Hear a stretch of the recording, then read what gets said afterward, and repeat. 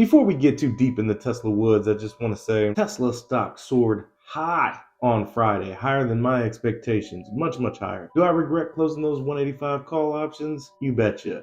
But am I crying in a corner about it? No sirree. We made some profits and we moved on. Unfortunately, we put a 207.50 put out there, and that, my friends, I had to close that position immediately. Once we got over 211.50, I realized I had entered that position at the wrong time. Cut my losses, lost about 300 bucks, and repurposed the remaining funds in a 215 put that expires on June 9th. Will that be successful? Probably not. But should the market experience any pullback next week, we should reap some profits. I got an idea of when I want to exit that strategy, somewhere around 205. Whether we get there or not, I guess that'll be up to the stock market. By the time this video is available on YouTube, my options tracker and my Tesla shares tracker will both be updated over there on Patreon. Right now, I'm offering a 7-day trial on grade 4, 3, and 2 packages, should you find yourself curious. Go ahead and take a peek. If you like what you see, you might decide to stay. At a minimum, you get access to all the videos I've already uploaded over there. Inflation is overhyped, says this pro.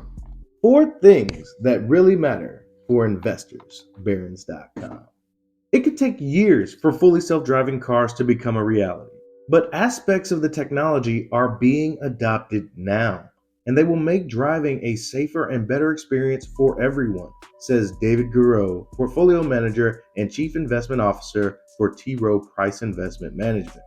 David sounds like he's got some optimism in him. I'm already liking what I hear.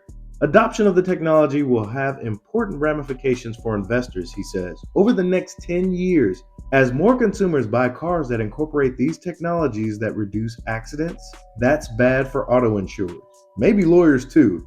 Anyone who benefits from auto accidents, Gurrow says, but from a social perspective, it's a great thing, and the technology exists today. I'm already on record saying that the full self-driving software is a better driver than me in most respects. I will not rescind that. I am a shit driver, but I know I'm not alone out there. Automated driving is one of 4 big trends Gurrow sees transforming entire sectors of the economy and the way we live and invest. He discussed their impacts with Barron's. An edited version of the conversation follows. Why is automated driving among the most important and surprising trends that investors should focus on? The market has been too focused on totally hands-free driving. That has been pushed back 10 years. The technology works, but it's taking longer to implement. I think what's really going to play out over the next 5 years is 2 things. We have what is called level 2 technology, where you can take your hands off while driving on the highway. It's not fully automated driving, but I think it will revolutionize the customer experience in the automobile. There are some broad implications of this. Once cars convert to this technology, some of the safety enhancements can reduce accidents by up to 80%. Think automated braking or lane centering technology. Not just highway. Tesla's full self-driving beta has taken this technology to the streets, which is what makes it even more amazing. Doing unprotected left turns, reading stop signs, reading stop lights. Dare I say we are beyond level 2? If you take a long view, that's bad for auto insurance companies because premiums will go down as accidents decrease. Also, if you think about automated driving and the amount of radar, sensors, and chips that have to go into the cars, that's a positive development for companies like NXP Semiconductors. They're the ones that really allow the technology to work. They'll be the big beneficiaries. That's a 15 to 20 year transition. That's a lot of cars that need a lot of sensors. It's still yet to be seen if Tesla's vision-only system will be enough, but regardless, still gonna need the chips. And that's a whole lot of cars that are gonna need updated hardware. For consumers, what that means is being able to drive hands-free. They will be able to take their hands off the wheel and feel very safe. I'll echo that sentiment right now. It sounds like hands-free driving could have the kind of impact that airbags have had in reducing fatalities. What's really interesting is that new technologies may have an even bigger impact because they will automatically prevent accidents. You'll be driving on the highway and you won't have to pay attention. You can watch a movie or do some work. They will give every American some time back. That's powerful. It's like your car is going from a flip phone to an iPhone. And many people don't even recognize this. Tesla represents a seismic shift from what people are typically used to. Anyone that's driven an electric car understands that that is head and shoulders the best vehicle that they've ever been in, whether it's a Tesla or not. Tesla is offering a software component that even the small percentage of people that have experienced electric vehicles have not experienced the software just yet. It won't be long now until we have mass adoption of every Tesla owner utilizing full self-driving beta. And once you experience the technology, as it improves over time, you're not going to want to go back at all. That is a consistent revenue stream that Tesla will have either at the purchase of the vehicle for $15,000 currently or $200 a month when faced with a subscription model. I'm hearing that cash register again, and it's screaming opportunity. What's your second big picture trend? Another big one, electric vehicles. Surprise, surprise. Another market lightly tapped in America, but is gaining traction worldwide, especially in China and Europe. We are going to see a proliferation of EVs. Most people think that by 2030, half of global auto sales will be EVs. People tend to think Tesla will be a big beneficiary of that. But the problem is that when you are the only one offering a product, you can have great margins. First and foremost, 50% by 2030 of all vehicle sales I consider to be low. Now, if Tesla can come close to its 20 million vehicles projected by the year 2030, we're still going to need other manufacturers doing their part to address the increasing demand of electric vehicles. Leaving the internal combustion engine in the lurch, sales will plummet and not necessarily mean that EVs will fill that gap immediately. It's going to take time for other auto manufacturers to produce these cars at scale and profitably. Tesla's already there, partly why they have industry-leading margins. The demand for their vehicles exceeds their production, and they're producing these things efficiently at a high clip, higher than any other auto manufacturer producing battery electric vehicles. What are we seeing in Europe and Asia is that more competitors are entering the EV market. You will see an avalanche of great EVs coming into the market from European, Asian, and American manufacturers. We expect Tesla's market share to drop dramatically over time in North America. Its margins will get back to what automakers earn, which is good margin, but it will not be what Tesla has in the past. Ooh, and there we go. We have the pessimism. We have the 50% by 2030. Now we have the competition is coming for Tesla, despite all the evidence to the contrary.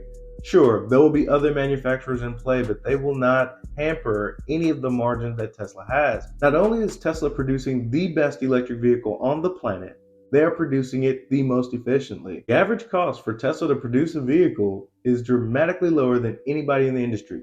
Will the other players do better? Of course. It'll be a while, and it will be very painful for them to go through the economies of scale that Tesla has already achieved, but it is possible as long as they can endure the production hellscape, which is ramping to a volume where you're profitable on electric vehicles.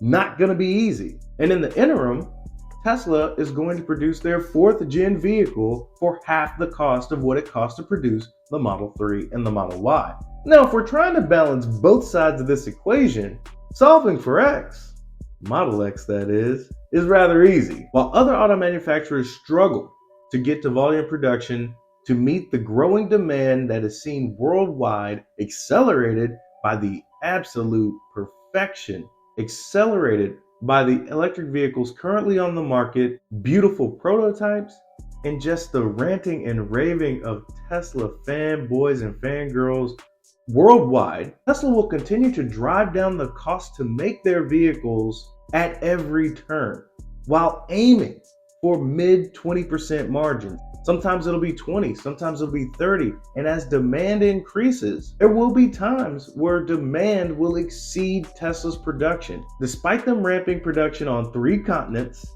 building factories, Nueve Leon is underway and expected to have cars rolling off the production line early 2024. You'll have a factory announced at the end of the year, and who knows what else. Tesla is not only moving at a breakneck pace, they have no signs of slowing down. There is no need. They can see well into the decade, knowing that there is no need to cease their production, while everyone else slowly ramps up. The more visibility electric vehicles get, the more demand rides the acceleration of the S curve of EV demand. Tesla couldn't be in a better position, pole position, without any other competitors close. The vast majority of cars sold in Norway today are EVs. It's a country that doesn't have a lot of people, but it's a sizable area and they made it work. There are a lot of families that have 2 or 3 cars. You'll see families that have an EV for local driving and a gas-powered car for longer trips. But I think the infrastructure challenge is being overcome and the battery technology keeps getting better. In 5 years, you might be able to go 500 or 600 miles before having to recharge. That is true. Many families are going to have 2 cars, one gas, one electric. They're going to get their feet wet. As years go by, they're going to be like, why do I even own this thing? And then they're going to put that internal combustion engine out to pasture and grab themselves a better EV than the one they already own. Okay, on the third big trend. Climate change will be the defining challenge for mankind in my lifetime. A lot of people are scared about that. I am as well. But there is a lot going on, technological and renewable perspective, that will overcome that challenge, at least in the US and Europe. Now here's where he loses me. So how do you play climate change as an investor? There are multiple ways. The easiest is industrial gas companies, such as Lind. These are companies that are at the forefront of being able to be in the value chain of hydrogen production. Hydrogen will become a mainstream fuel both for transportation, industrial uses, and potential power generation. Another low-risk way to play climate change is utilities. They are making huge investments in transmissions as well as in solar and wind. Look, I hope hydrogen works, but for transportation, it seems quite complicated. It's going to take rounds and rounds of innovation before it overtakes anything like battery electric vehicles in regard to transportation. Another low-risk way to play climate change is utilities. They are making huge investments in transmission as well as in solar and wind. They are taking what may be 100-year-old pipes that leak methane into the atmosphere and upgrading them. Over the next 20 years, probably every coal plant in the country will be shut down. You'll be left with nuclear, wind, solar, hydrogen, and battery storage. As utilities rebuild our infrastructure, that will allow them to grow their rate base at a healthy clip. Over time, I see every residential home being a mini power plant, fueling not only their homes but their neighbors' homes. And the more residential homes that participate as mini utilities, you'll need less and less dependence. I think there is major disruption in the works. Is the fourth big trend artificial intelligence? AI will be revolutionary. It will also be deflationary. AI has the potential and technology and a variety of other white-collar jobs to make them more productive. I saw that there will be a Wendy's in Columbus, Ohio, where there won't be a human taking your order in the drive-thru, but AI. A lot of jobs like that can be replaced. We used to tell all our kids to learn coding. Now, with AI, coders will be even more productive. If a coder is more productive, then you won't need as many coders as you used to. I think it'll help alleviate the challenge we have in this country. The number of workers isn't growing. All these companies want to grow but can't find enough workers. If you listen to Google on its past 2 earnings calls, management talked about how they would grow its margins. The first thing they mentioned was AI. If it used to take 10 people to complete a task, well, maybe it'll just take 2. I think high-value jobs, like being a writer for a top publication for a portfolio manager who adds alpha, those kind of jobs will be fine. But more mundane tasks, like taking an order at Wendy's, those jobs may go away. AI is here. People are using it every day, myself included. And as the technology matures, best believe jobs are going to go away. The best thing you could do is embrace the technology and figure out a way how to make sure that you remain valuable in this ever-changing landscape. Let's do a summary recap. 4 things that investors should be paying attention to is 1. Automated driving. This is basically artificial intelligence, but automated driving was his number 1 takeaway that investors should be paying attention to. I do believe Tesla is doing automated driving. Maybe I should pay attention to them. All right, number 2. Electric vehicles. So that's Tesla betting 2 for 2. Automated driving, electric vehicles, 2 primary tenets of its core business. Okay, pay attention. 3, climate change. Well, I guess having transportation switch over from fossil fuels to battery electric vehicles. They also do solar generation, energy storage in the form of batteries.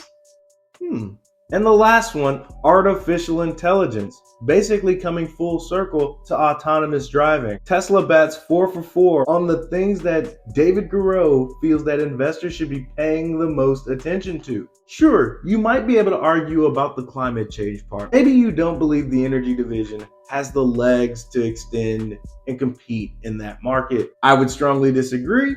And I don't think you can really argue that Tesla leads when it comes to real world miles driven on an autonomous software with their FSD beta program. They are leading in battery electric vehicles, and on the back of artificial intelligence, they are on the cusp of solving level 5 autonomy. Not to mention that even as it stands right now, they have the best driver assist features on the road as it stands right now. Currently worth $200 a month or $15,000 when you purchase that vehicle, which by the way is growing exponentially worldwide. More and more people are being exposed to this software by default. They're putting them on every vehicle that they produce and sell. Tesla's already on your radar if you're watching this video. And thank you, by the way. My primary reason for doing these videos is to open people's eyes, not only to consider investing in the company, which I highly recommend, not financial advice, but I highly recommend that you get a piece of this company. But if you want to experience the Tesla products, you better do it now. Because once the word is out, they can only produce these products as fast as they can. So as demand grows exponentially, Tesla's production rate can only grow at a certain pace. Already, vehicle orders are in excess of production, meaning that you're going to have wait times if you order a vehicle now. Wait times aren't ridiculous, but there has been a time in the past you needed to wait 6 months or more, depending on your region, to get a vehicle. That's because everybody wanted to experience the product. This will occur not only in the automotive space, but it will also occur in the energy division. There's a time where Tesla couldn't get their hands on as many batteries, so they had to forego Powerwall production in lieu of putting batteries inside the Model 3. Now, I'm not saying this will occur again, but as demand increases, they can only produce so many. I can't wait to see what demand is like in 2027. Well, that's all I got for you. Be easy. Peace.